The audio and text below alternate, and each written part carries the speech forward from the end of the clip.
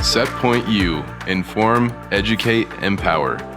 Do you need to filter the information on your screen to provide specific object values? This allows you to see specific information for all the sensors or other system features on the same screen. It saves you from flipping from screen to screen or controller to controller. It's a quick way to look at your data. To start off, let's take a look at the search bar across the top of the page. The search bar is a place where you can apply filters to different types of objects, such as an AI. If I type in AI, I can list all the AI that are associated with this controller. However, I may want to look at several different objects at once. I can type in AI, BI, AO, and BO all at the same time. This allows you to get particular objects on the screen in front of you without having to sort through other information. Let's clear the search bar and click the down arrow. You can see when I click the down arrow that my search history pops up. This allows me to see anything else I've searched for in the past. Maybe I want to look at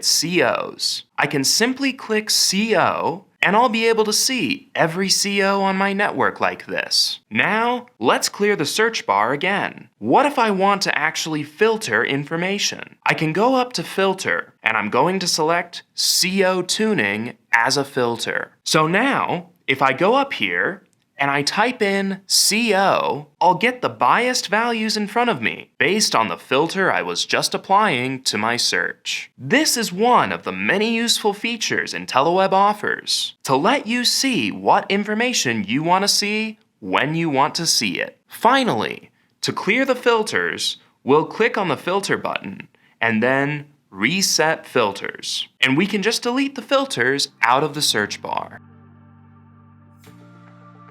This concludes our tips and tricks for today. Please subscribe to our YouTube channel, hit that notification bell, and comment on new topics you'd like to see. For inquiries about on-site training classes, contact your Setpoint account manager.